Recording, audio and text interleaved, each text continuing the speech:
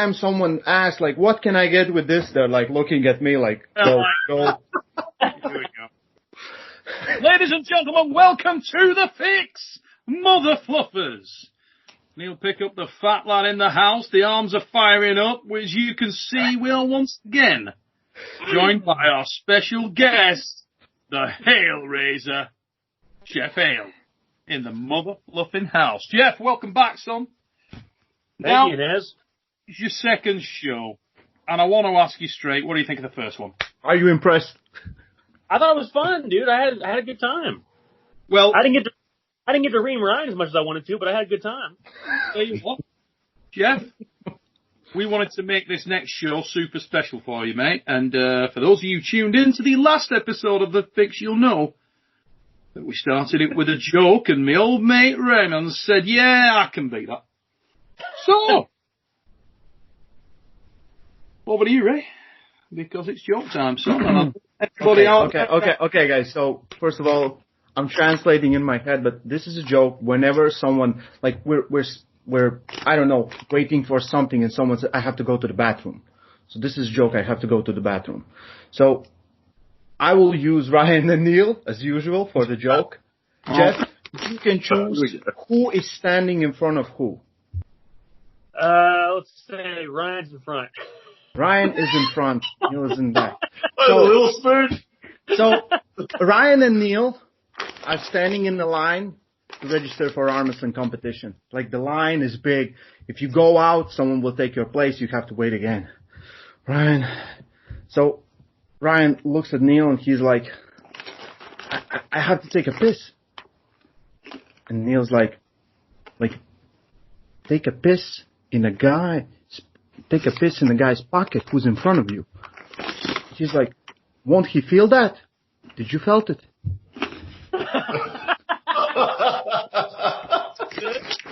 Good. That's not bad, is it? I quite like that. I can polish that. You know, my English is still limited. That's pretty impressive. So, I think we've started a theme here. Ryan, you got any jokes? For next we're one. going to save it for the next episode. Like, One per episode. Yeah. Rick, come on. You've got another joke. Come on. Again, let's not use all the jokes now. You know, it's a limited number of jokes. You know, absolutely killing me. Anyway, I just didn't sell it for 5 minutes. You know? We should probably make it more about arm wrestling. And the good thing is that amongst all the silliness that goes on the fix, Geoff Hale, who's always serious, brought some real arm wrestling points, and in our last episode had just raised that he's been training on a sit-down table. And it's been yielding benefits. Now then, can I just say, recently I interviewed Richard Lupkes. Can you even imagine that, mother, on a sit-down table? Oh, has any of you guys seen the arm sport videos footage that's been going out? Where he's pulled, It showed him pull John, and it showed him pull Gary Goodridge. Two things struck me about that, right? Firstly, did anybody clock Richard's pants? Oh, yeah. Those are thick, dude. I'd love a pair of those. Those were pants right there. Those were awesome. You know when you are confident, you go, and nobody said a goddamn thing. You got Gary Goodridge pulling him, right? Gary Goodridge is wrestling you. The man fought in K1, UFC, Pride. Not a peep from Gary to Richard. Not at any point did he go, Richard, I know we're going to pull this match, but what's going on with the pants? Never said that, did he? That's when you know you're there. Now, joking aside, could Richard Lupkes be the man, a prime Richard Lupkes, because he decimated Gary and John in those matches? I mean, they weren't matches. It was like, bam. Probably. I mean, that's what sit down does, doesn't it? Well, sit down. There's no running. You have to be able to commit. It's bone on bone. It's finishing the match becomes a little bit of a problem if you if it's a balanced war, but the way Richard's body's made up, yeah, man. I don't know who you put against him to have a match with, but yeah, he's probably the man. Richard Lupkes in his prime. I'm not sure anybody could beat that man. What did Richard weigh in his prime? I'm just saying he was around 300 pounds when he was on those bits of footage that Scott's put out. So Richard against top shape Dave Chapey, sit down. I personally, stand up, sit down, or anywhere you want. Prime Richard Lupkes, I think, would run over Dave. I agree. Run him over. Explosive. Richard was explosive. Dave is very slow. Yeah. I mean, that's a big factor there between those two guys because they're both very, very strong. But speed can kill, man.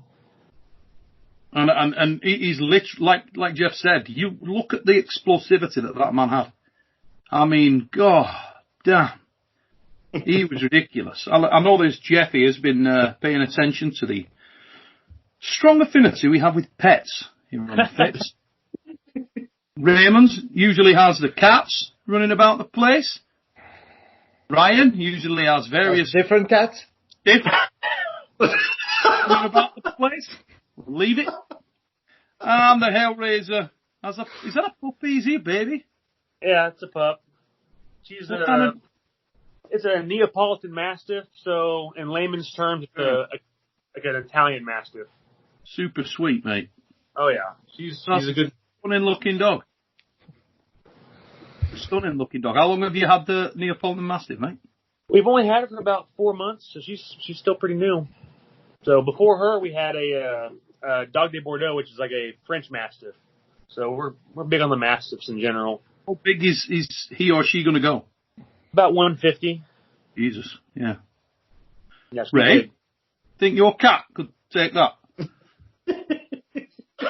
not even the fat one. Not even. Not even Ray's fattest cat. Hey. Serious story for a minute. Cat worked. I just told my cats that we are never having Neil over. Never. Or Melvin. Hey, I didn't give him anything. Melvin. Yeah, another fictional character. If your name is Melvin, no. I mean, anybody that's called Melvin, you know they're a bit wild. Maybe Australian. Right. Arm wrestling. Guys. Who's been watching the stuff that's been put out by Igor Mazurenka? Bits and pieces, yeah. So, he put out a piece this last week, and there was a bit on there with Rustam Babayev against Zhenya. Anybody watch that? Yeah. He's tried to. What did you think? Rustam. I saw what? There was Rustam, there was, who was the guy you said? What was his name? Rudnick. Zhenya. Yeah, and then there were two other guys that were going to be pulling in the top 8 95s. Rustam was measuring, Igor was asking Rustam questions, how do you rate this guy, how do you rate this guy? And Rustam was getting kind of run over by one of the guys that I saw. That I wasn't particularly familiar with this other guy. Wasn't he a silver medalist in the Zloty, though? The other guy? No, the kid that was running over Rustam and Prudnik. Well, Prudnik didn't really contest the match, did he? He was just letting him top his hand. But they were, with the eased-in style that they were doing in this training pool, yeah, this other dude, I don't even know the dude's name, but he was running over, Prudnik and Rustam. So, obviously, when you're the up-and-comer, you like to put your flex fully on in training, and when you're the King Dick, you kind of only 3/4 put it on in front of the camera. Yeah. So you've got something left for your fans to say it. But if it was serious, we know what would happen. You got to protect him with that. So I saw a bit of that from Rustam, but generally speaking, I think Rustam's strong. Yeah, Rustam's looking good. I thought he looked big. Looked very heavy, didn't he? Where did you put Rustam in the top 8? How did it happen? 95 kilos. John, Rustam, Kudgali, Petrenko. Who was your pick? John, based on commitment, was a big thing. Mm-hmm. If he gave a shit, could do very well. Yeah. I believe. He started with David, yeah? Yeah. Yes. Started with David. And who did Kigali start with?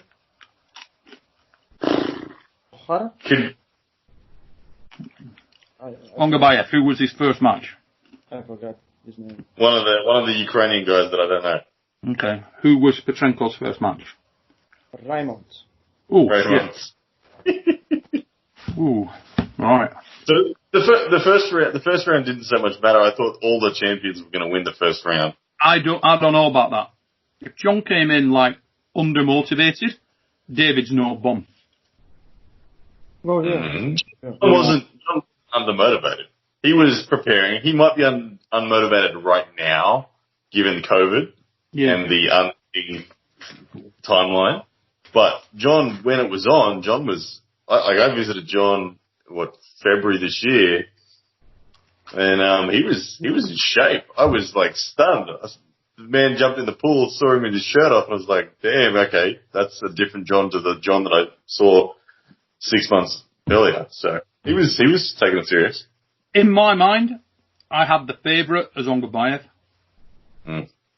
just because he's a constant. If anything, he's on the rise.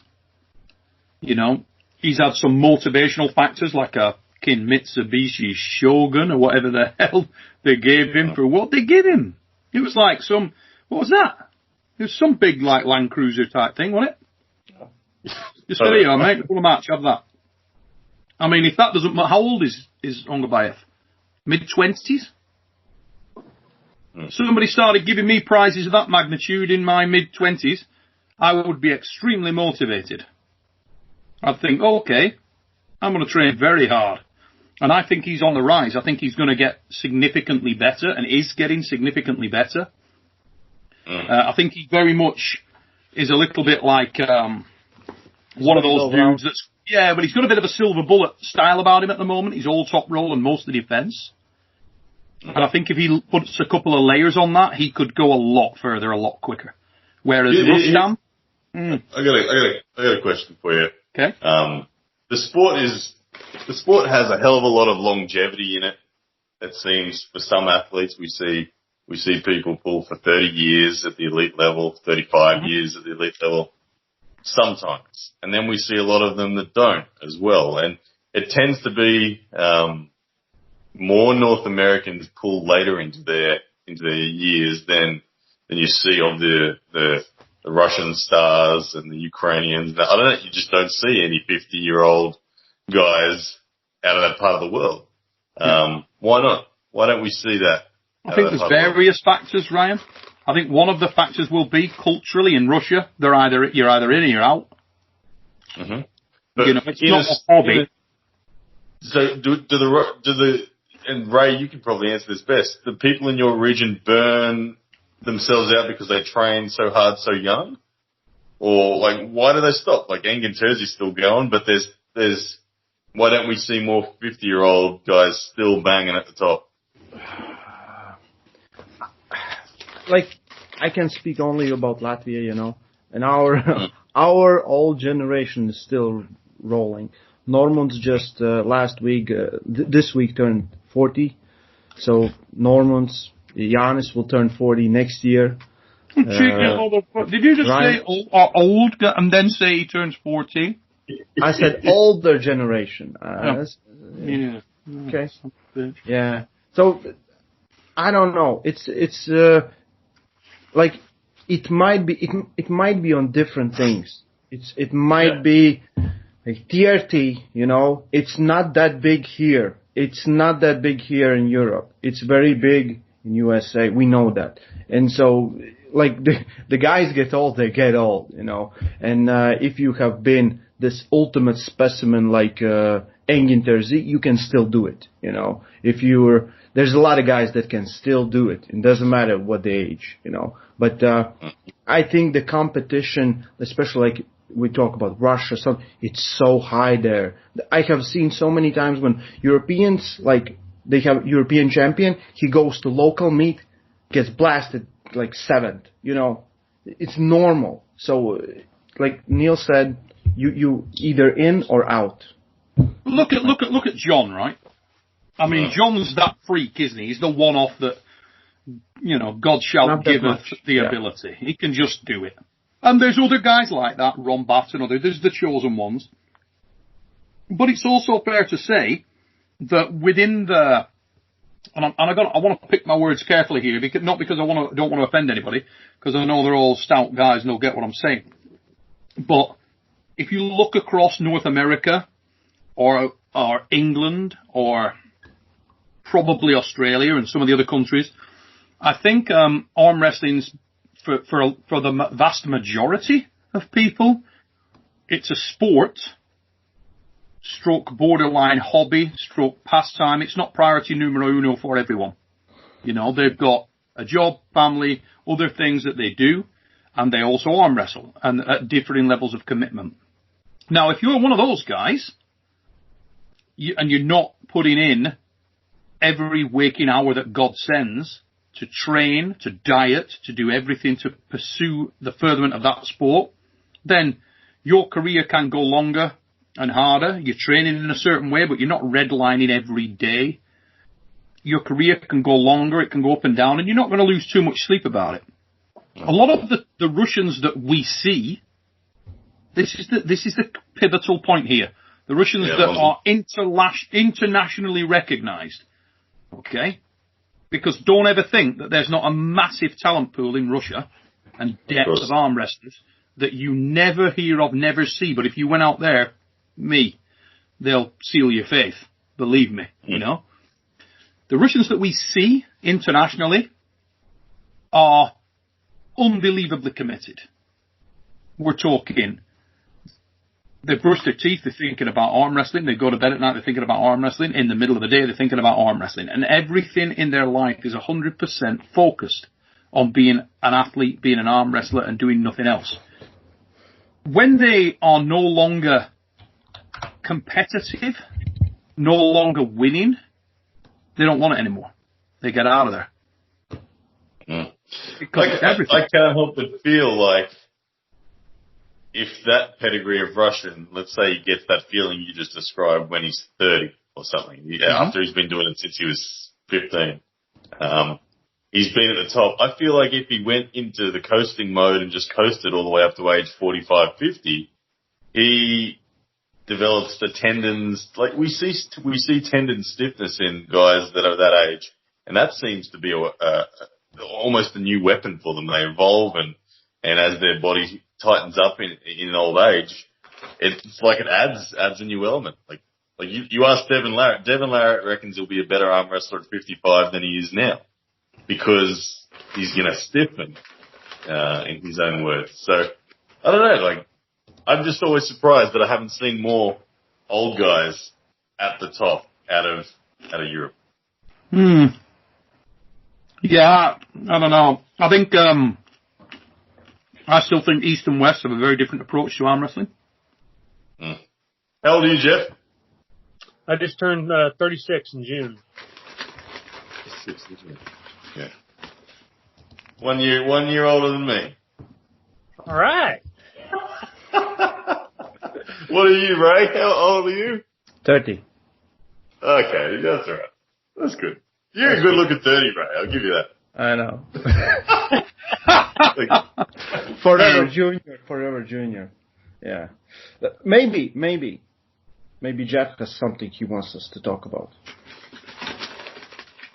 You know, I was just going to add to this point, you know, do you think drugs have anything to do with this longevity between Russia and the rest of the world? I mean, because I feel like they're always getting caught for some kind of drug use.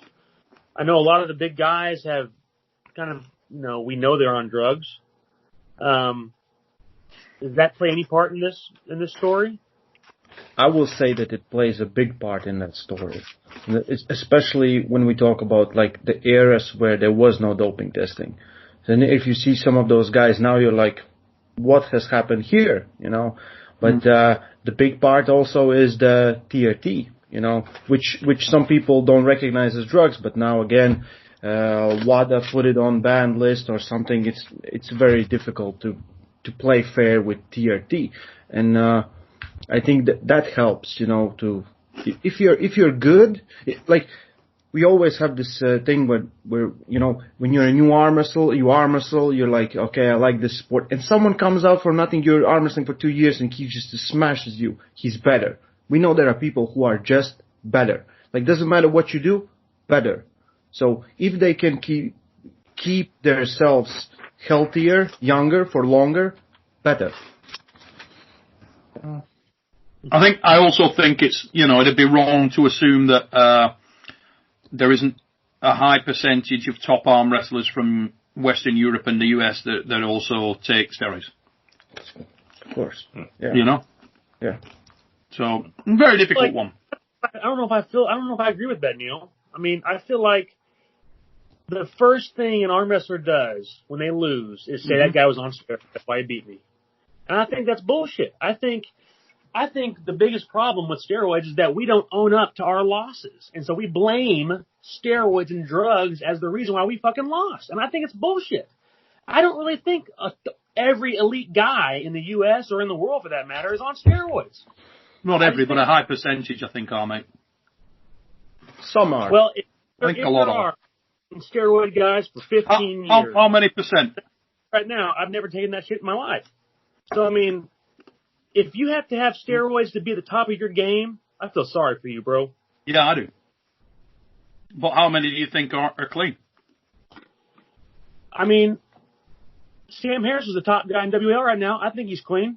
Mm-hmm. I agree. I mean, he's number one. Is he? I mean, I think Jannis is clean. He's number two. I'm clean. I'm free. I think you mixed those numbers up, but it's cool. Well, okay, yeah, I'm sorry. Geoff Hale's number one.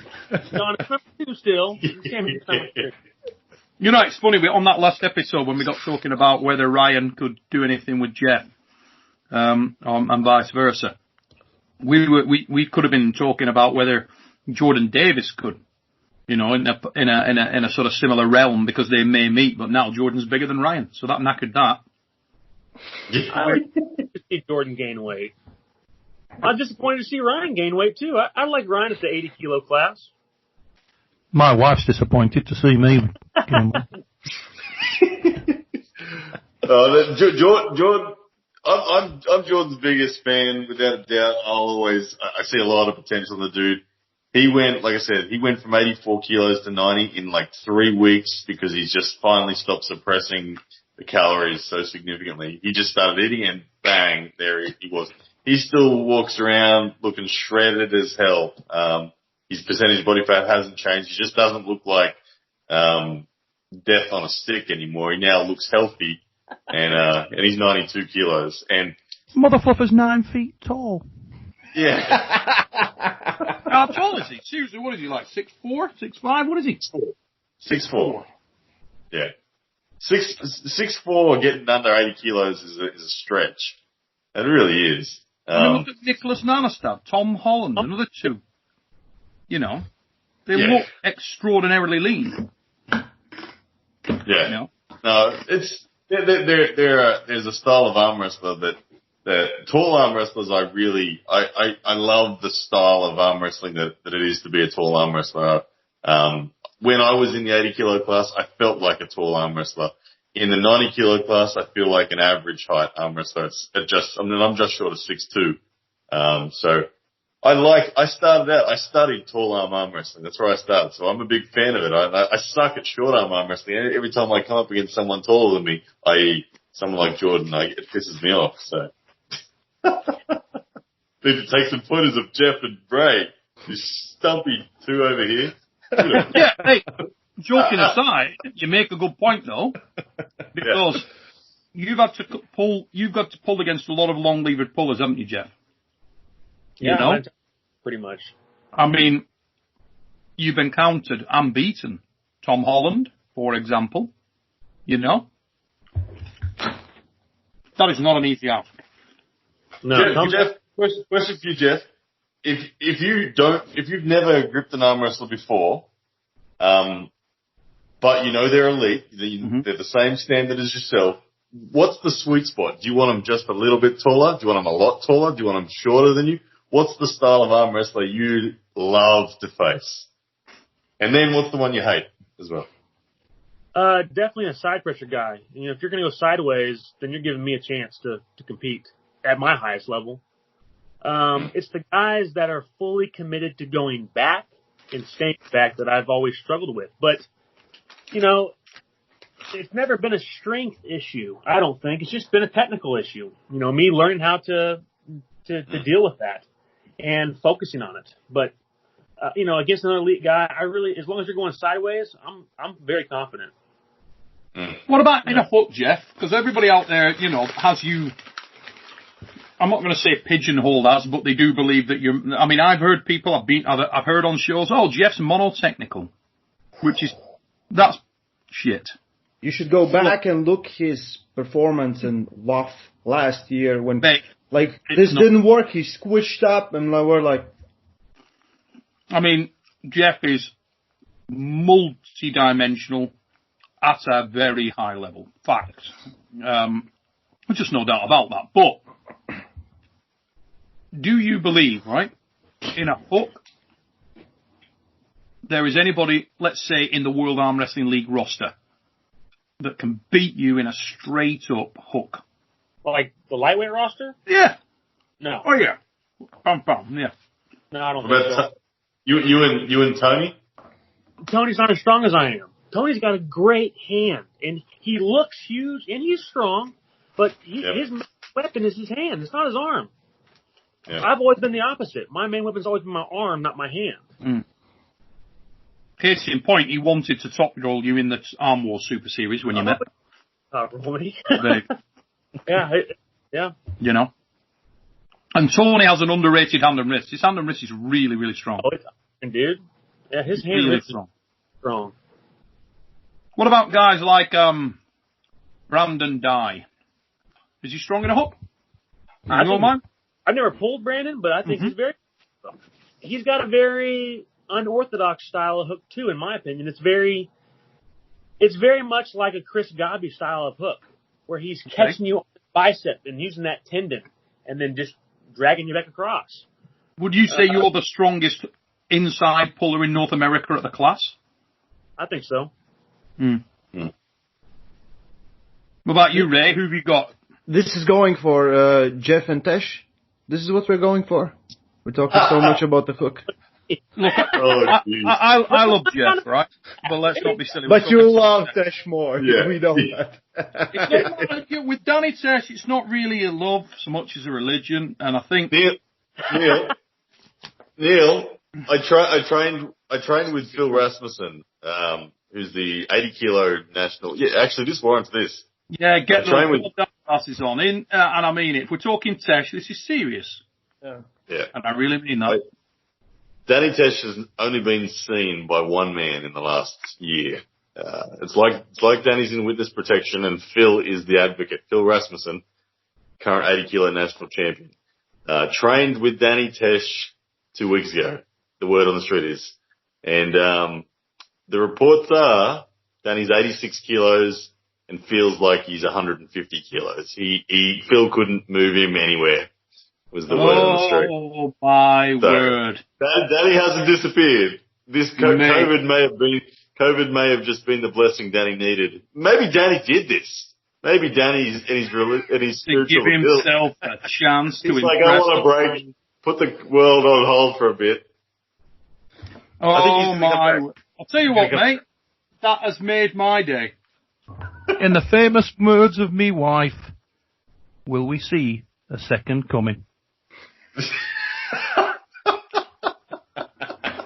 I don't know what to say, mate. I mean, Jeff. I know that Danny Tesh at 86 kilos. That's a very fascinating Danny Tesh as well. Like, that's when we're talking about the European weight categories that he walks perfectly into an 86 kilo Zloty. would love to see what that man does there, because I feel like genuinely, I know Ray took me the piss out of me when I put this on Facebook, but middleweights, I don't know that there's a stronger slow puller than Danny. Inside slow pull, I think he's the slowest, most low geared down puller around. Right. And if a match gets that slow, I don't know. I don't know. Anyone in the world, I don't know. The guy I'd love to see him go against in exactly the format you've just described is the Seal Clubber. Frode Haugland. Yes. That's what I was going to say. I think Danny's the modern Frode. Yeah. He's got the joint. Yeah. He's got the strength. He can pull his hand back. I mean, if you've ever I got to pull Frode when he was still training. And I got to have everything, and I was bouncing off of this dude. It's insane. It's insanity. So, yeah, I'd like to see Danny Frode. That'd be an interesting match. Wouldn't it? I mean, God knows it's not like me to start any rumours. But I don't know whether Frodo's dad ever visited Australia. For real. When Frodo was on this show, we should have asked him. I mean, Ray, you're the brave one. You should have probably asked him that. I'm the brave one. That's your role. Yeah. The thing about Danny is, like, it was one of the best moments that I have ever seen Danny was 2017. I think his second round left arm against Paul Talbot. Oh. The reigning hammer holder, Paul Talbot. Paul wasn't thinking anything of Danny, just like, it's just this unknown Aussie, whatever. And subsequently, the match just eased into a hook, because Danny wanted to go there, so Paul was like, yeah, cool, I'll go there. And Paul went to Surge, couldn't, thought, okay, I'll hold Danny. And Danny feels like a winch. Every click he goes this way, he never goes back that way. If you give him space, it's gone. You don't get it back with Danny, ever. And watching the panic just slowly arrive on Paul Talbot's face is like, what the hell am I up against here? Why am I running out of space in this hook? And it's just every time Paul retreated, Danny just closed that door, and then ended with a press. And you never see stress on Danny's face. Once it's in a hook, it's just like, cool, whatever, let's get it done. So he's a freak inside. It's different. You know who else I think would be ace, who I'd love to see, and who I think that it'd just be an absolute barnstormer, again, in the format you just described? I would absolutely love to see RVJ and Danny in that hook, in a deep hook. Well, the great Australian prophecy in the middleweight division of WAL is that Danny Tesh will beat RVJ, I'll beat Danny Tesh, and then Jordan Davis will beat me. That's the progression of the hammer. Right. When you do the tour of Australia, right? Before we take the fix on the road. When you do the tour of Australia, yep. Surely, mate, it has got to start with Danny Tesh. How can it not? Well, like I said, it's like he's been in witness protection. No one knows even where he is. And Phil, the one man who does see him, is sworn to secrecy. Can't tell us where he is. Get like like Batman has that like thing on a roof of the fucking police station or whatever the hell it is, and you bang it up in the sky, and just put the that goes up on the spotlight, and all of a sudden, can we not get something like that sorted with Tesh? Yeah, and money doesn't bring him out. I've offered Danny $500 to have an interview on my channel. And he said no. I didn't even hear from him. I say he said no thanks. I never even heard from him. You just don't get it. I'm like, come on, seriously. I just want to have a chat. Honestly, you could be best mates with Danny Tesh, and he treats you the same. Like every international guest we've ever had out here, they've all said, man, does Danny hate me or what? And I'm like, no, that's cool, man. Danny loves everyone. He's a really nice guy, but he just doesn't talk to anyone. Can you imagine, like, if you had a stag night, if you had a stag do, and it's like, I'm going to get married next week, so I'm going to get my very, very bestiest friend ever in the world, and we're going to go out to the backwoods camping. Can you imagine if you're Danny's best mate and just you and him go camping in a tent? Imagine that one. So, Danny. Conversation wouldn't be flowing, would it? You know, joking aside, I don't know. I do believe Danny's a rare genetic makeup. Yeah. You, look, let's cut this out, okay? I know you love Danny Tesh. But you do think you can kick his ass, don't you? I know how to beat him. He's up 11-0 on me, but, last time I faced him was 2 years ago now, and I had it. Every time I've been within a bee's dick of pinning him, I know I can take his wrist. Danny doesn't believe he can keep his wrist against me. I have the right mix of explosivity to get the match close, and last time he beat me, I never had a transition to a press from a top roll.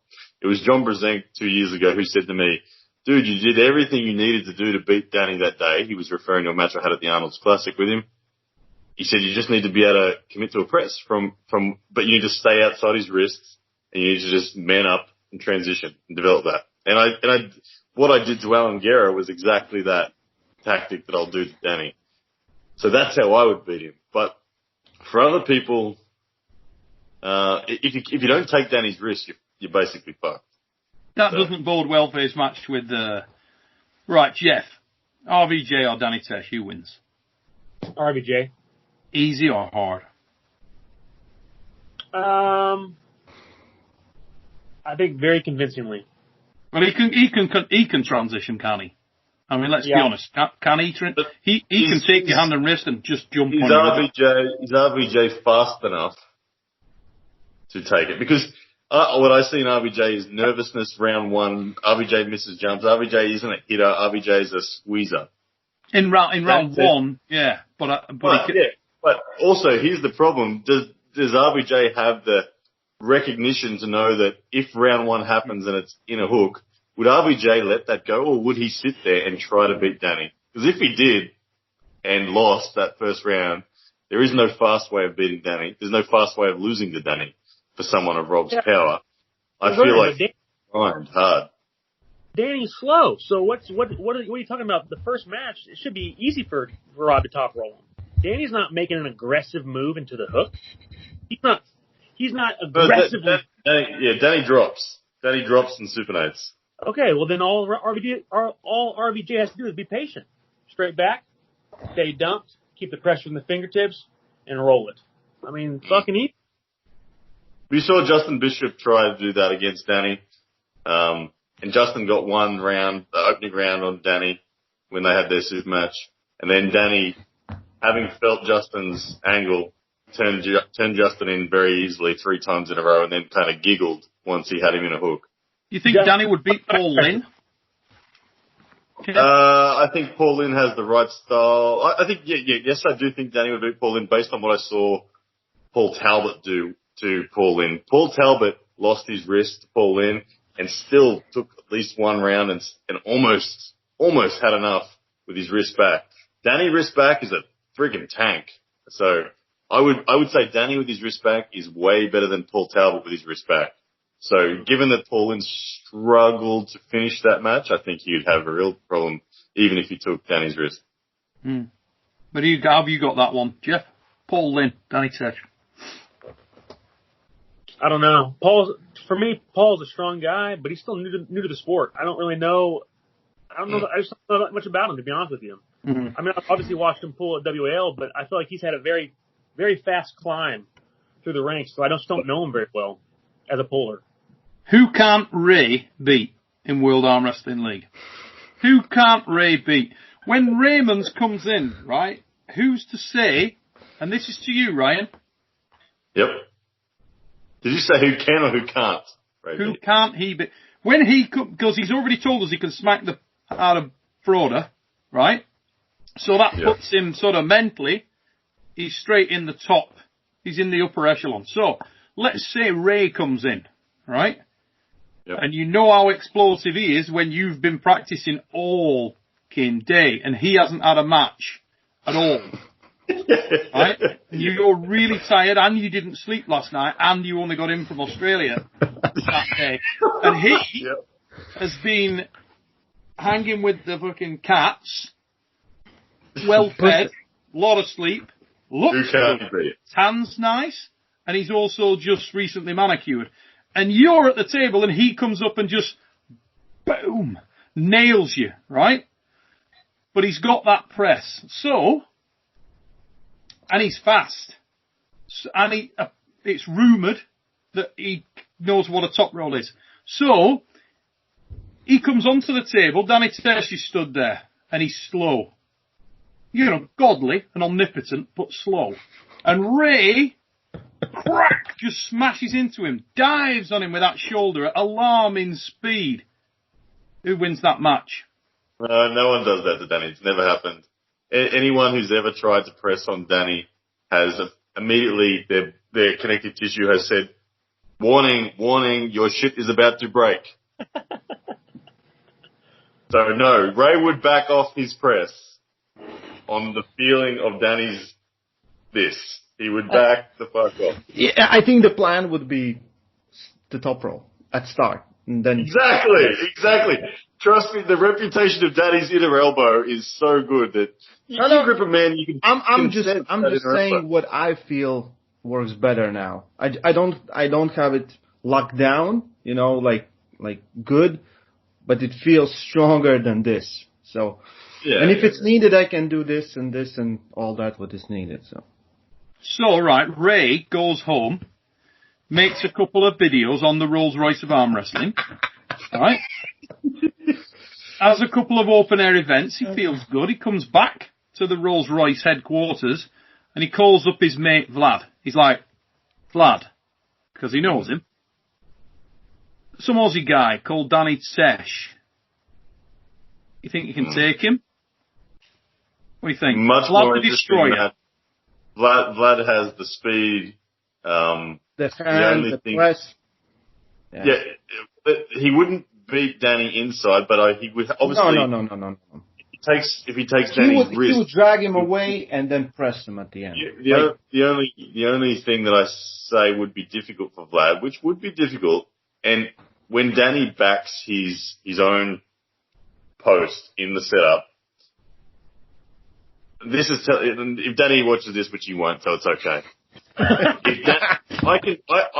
take Danny's wrist because he can keep it. If Danny just backed his wrist against me, he would take my wrist. Danny is better in his wrist and back pressure than he gives himself credit for. Against me, he's just scared that my starts have got him down pat. So when Danny actually just posts up hard and just says, what are you going to do about it? It's very difficult. And he's quite tall. Look at photos of me standing next to Danny. He towers over me. He's miraculously somehow he's 90 kilos when he looks like he should be 103. I don't know. He's one of those guys that just has a frame. Yeah, he's a big lad, isn't he? He is an athlete. Yeah. And so Vlad would be dealing with a very long arm. So that would be the only tricky thing. But if Danny's wrist goes, Vlad wins. But I don't think it's as clear cut as anyone would necessarily think on that. It's arm wrestling. Anything can happen. God, that was deep, Ray. That was quite deep, wasn't it? Wasn't that something your old lady said to you? Mm-hmm. Yeah, that was deep. Right? No, sir. Now then, let's keep it clean, lads. So, I wanted to bring this up because we can't have Geoff Hale on this show and this not come up, right? Geoff, we've had a number of comments. Actually, I think we had comments again the other day when we did your Deep Inside series, part 2, I believe, about yourself and Sam Harris and the outcome of that match. A number of people seem to be of the opinion that Sam rode his luck in that and, you know, got some good decisions that day and that you were possibly the better guy. So, if that was the case, that would run you headlong into a man from Latvia by the name of Jannis the Jedi Amelins. You know him well. You've had a lot of history with him on the table, practicing, in tournament. You faced each other a couple of times that I know of. How do you see that right now, mate? Is that a guy you'd like to pull? How do you see that match? I'd love to pull Jannis right now. I mean, I'm in really good shape right now. I'd love to pull him. Love to pull him. I think I've got some tools that maybe he doesn't, but he's got some stuff that I'm working to get, you know. Jannis has always been an inspiration for me. I love Jannis. I think he's an amazing arm wrestler. I think he's a little arrogant at sometimes, and I'd like to put him to rest. But no, I love Jannis, and I would love to have that match. I know. I think there's a lot of hype surrounding 3 guys and the potential of around 3 guys in that class and 1 newcomer that's coming in. Okay, and I'm going to talk about them now, and then we'll throw somebody else in there. I'm going to make a bold prediction that Tom Holland is going to do big things this year, particularly left-handed. But I also think his right is getting back to full fitness now. And I know that he's literally already requested a rematch with Jannis, which is a ballsy move, let's be honest. And he said to me, who would you want to arm wrestle? Who would you like to arm wrestle? Because there was a lot of talk around Adam Wilmot and this, that and the other. And he said, look, with all due respect to Adam, forget Adam. I'm not interested in Adam. It's not a personal thing. I want to right a wrong, and that wrong is Jannis Amelins. And I want to pull Jannis as soon as possible, because I will beat him. He's utterly convinced that he's now got Jannis' number. You've pulled both men. How do you see that, Geoff? You think Tom is capable of beating Jannis?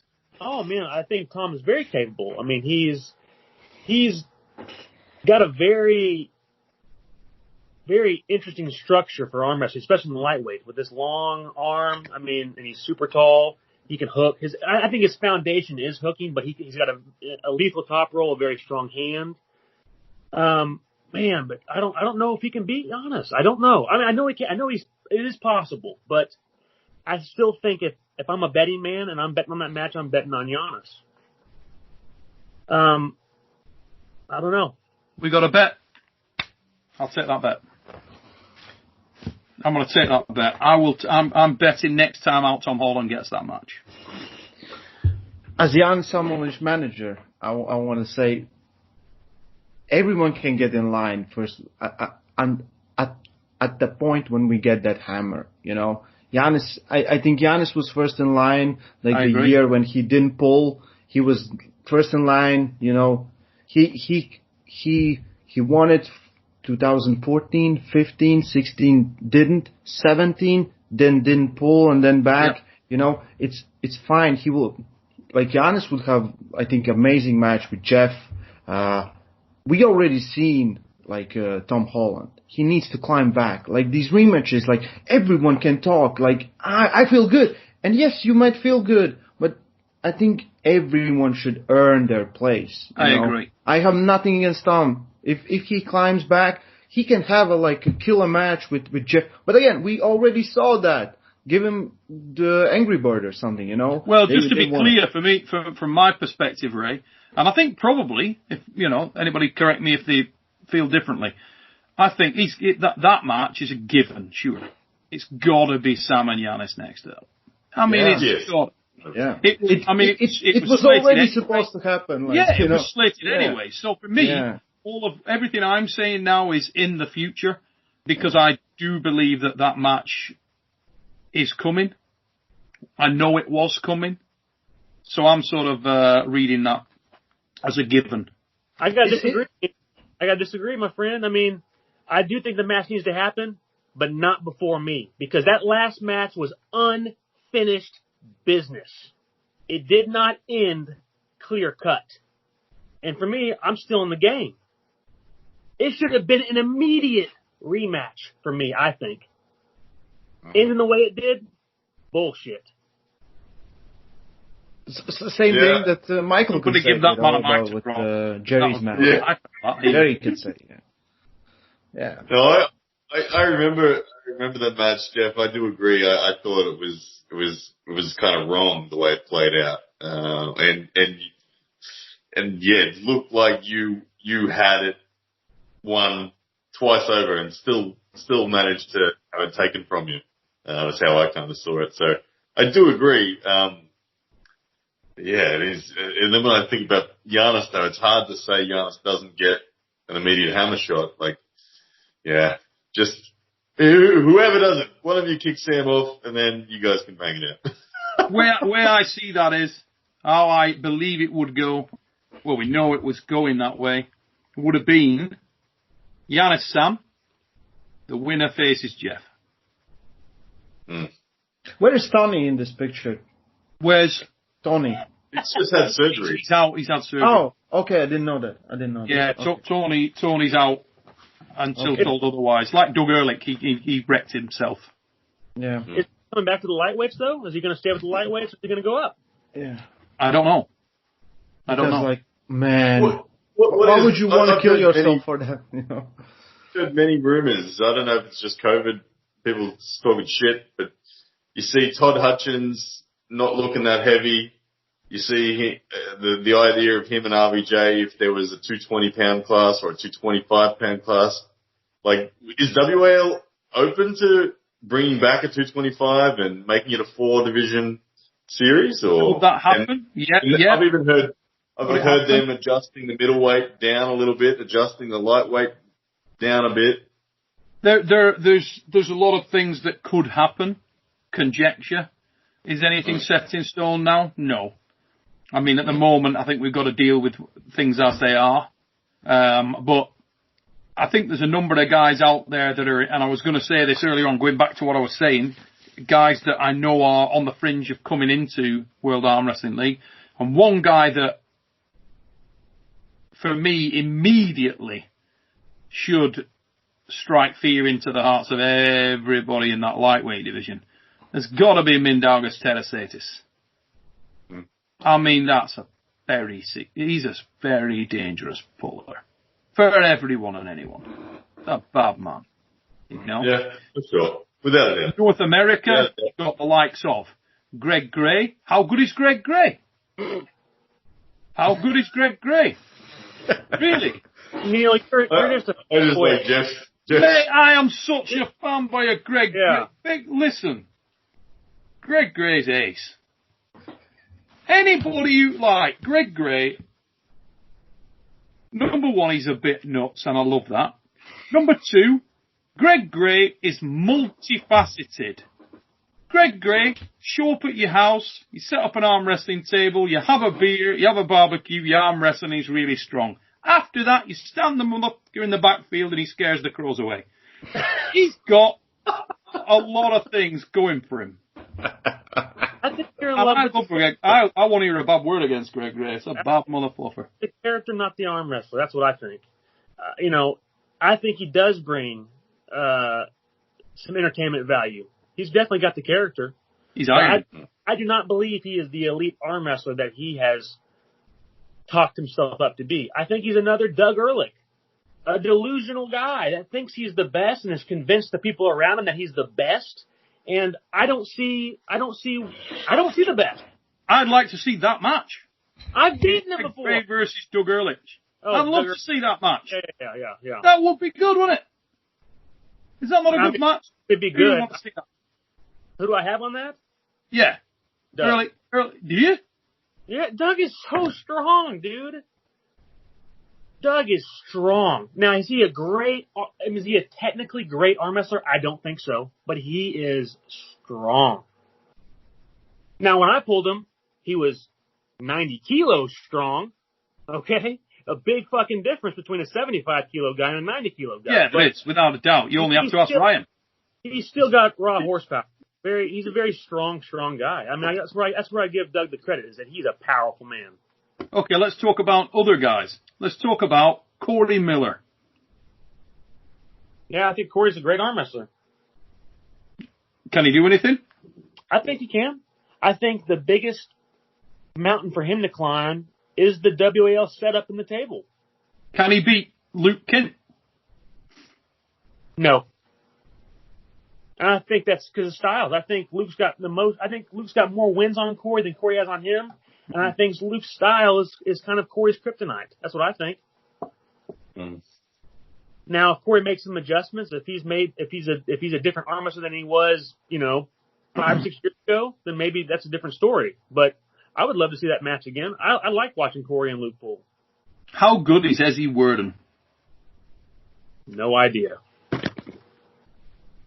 Never seen him on the big stage. No. I've seen him pull in local events and stuff. Ezzy's that guy. He gets so much, like, you get people talk about a man that's crafted local legend. It's Ezzy Worden. Because Ezzy Worden, even Devin Larratt be ringing you going, Ezzy Worden's a bad mother. Maybe he is. And I would definitely get, if he is a bad dude, then that's cool. But I don't know. I've only seen the small stuff. And when you're not tested on the big stage against the big competition, you just can't claim much. What about Kevin from bloody Malaysia? I know Kevin. I've pulled Kevin a bunch of times. No. Can he beat Geoff? Oh, I wouldn't put him at that tier yet, but Kevin's for real. Kevin started the sport at the same time as me. I actually pulled Kevin in 2015 Malaysia in the B draw, and I eliminated him, but just. And then I pulled him on the side table at an Arnold's Classic like 2 years ago, and we were 50-50 in a training pool sense. That was when I was like 84 kilos, and he was the same sort of weight. But no doubt he's legit. He's very, very, very legit. And if he had an entry at the Adam Wilmot level, the Jamie Sheldon level, perfect for him for sure. So, NatFit on the shirt. NatFit is the brand. Jamie Sheldon, he's on the rise. He's just had a very impressive win over a guy you pulled recently, in Alan Fisher, who was pretty reinvigorated. How good is Jamie Sheldon, and where does he sit in that division? Is he a guy that can challenge for honours? Is he mid-table? Is he destined to be mid-table, or is he a guy that can come and smack fools around? I think with Jamie, it's always been about having the time to commit to the sport. I've felt like I think in his early career, he just didn't have the time to commit to it. And now he's got 3 kids, and so he's figured out a way to get stronger and get better. And I do think he's a legit arm wrestler, a legit threat. In fact, I'd love to see him pull against Sam Harris, to be honest with you. With a guy that doesn't mind pulling with his wrist back, but has a tremendous amount of side pressure. I think Jamie is a legit threat. It's when you manipulate that match and take him out of his game completely that you start to have problems. But I like Jamie. I think he's a great athlete. I think he's a great promoter of the sport. He's a good friend. He's very supportive of all the athletes, not just me or any one individual. He's very supportive of everybody, and I just think it's really good. It's a really good move to have him part of the WAL. So he's definitely an all-round good guy. Let's talk about Oleg Mosai. Because I don't know about anybody else, but I've been impressed watching that kid. You all familiar with Oleg Mosai? I saw some videos. You didn't see? Did you see? Was it the Holocaust Nevada event the other week that he was in? You see that when he was pulling against like Kenny Hughes and?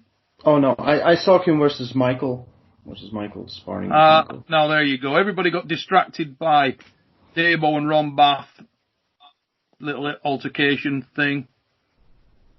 Mate, Oleg Mosai looked really good in that show.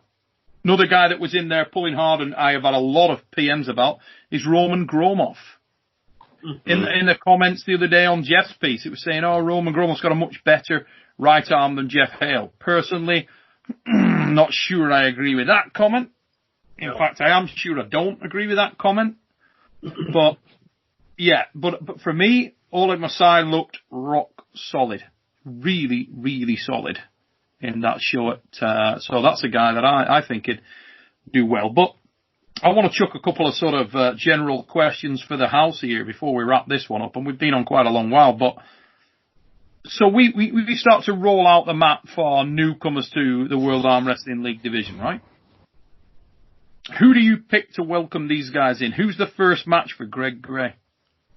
Jeff, who's the best match? Is it Sheldon? I'd like to see Sheldon against him, yeah. Give Sheldon a nice, good win. Keep the win going. That's what I'd like to see. Yeah, both listening. Sheldon and Angry Bird are the two entry gatekeepers of the lightweight division.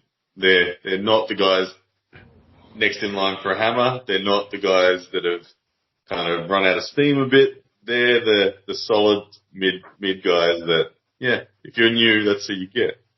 For sure. Mm. So, where's Doug Ehrlich sit now then? I don't know. I mean, is he even healthy? I have no idea.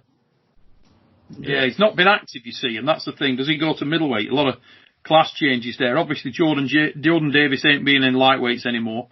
Tony and Doug both looked like they killed themselves to make 170 pounds. I mean, they looked